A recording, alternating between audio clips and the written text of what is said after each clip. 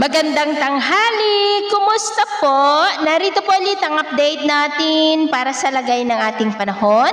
Ngayong tanghali po ng September 23, 2025. Sa ngayon po ay dalawang bagyo na ang nakapagitan ngayon dito sa ating bansa sa Silangan at Kanluran. Ang Super Typhoon Nando, napapalayo na po pero ang trough nito ay patuloy pa rin na nakakaapekto sa Northern at Central Luzon, lalo na po sa Kanluran. At ang bagyo naman na nasa silangan ng Mindanao, base po sa datos ng JMA o yung Japan Meteorological Agency, ay ganap na nga po na bagyo. At kung nandito na sa loob ng PAR at bagyo na rin sa datos ng Pag-asa, ay tatawagin na po yan sa local name na Bagyong Opong, at sa ngayon ay nasa layo po ng 1,350 km east ng Siargao na taglay ang lakas ng hangin na umaabot po sa 45 kilometers per hour.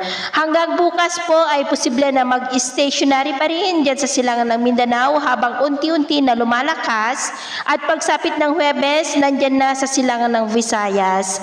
At sa Biyernes ng madaling araw, nagbabanta na po na mag-landfall yan sa Eastern Visayas.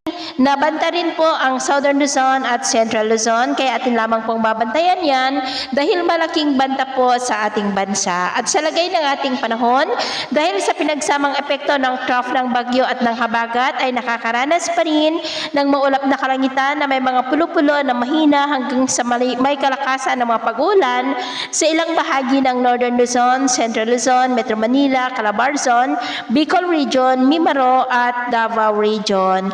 At sa susunod po na mga oras ay maulap ang kalangitan na minsan ay may mga pulo-pulo ng mga pag-uulan pa rin sa Northern Luzon, Central Luzon, ilang bahagi ng Metro Manila, Calabarzon, Mindoro Provinces, Panay Island, Legazpi, Caraga, Davao Region at Sulu Archipelago. Kaya mag-ingat po tayo sa mga banta pa rin ng mga pagbaha at pagguho ng lupa. At sa atin naman pong mga baybayin, dahil pa rin sa bagyo at habagat ay iwasan na muna natin ang papalaot sa buong seaboard ng Northern Luzon, extreme Northern Luzon seaboard, kanlurang baybayin ng Central Luzon at kanlurang baybayin ng Southern Luzon, dahil ang mga alon dyan ay posible po na abot hanggang sa 5 to 14 meters height.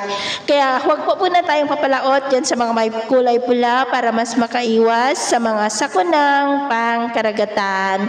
So ito po ang latest update natin sa araw na ito. Ako po muli si James na nagsasabing sa kahit anong pagsubok po na darating sa ating buhay, huwag na huwag po tayong mawawalan ng pag-asa. Thank you and God bless!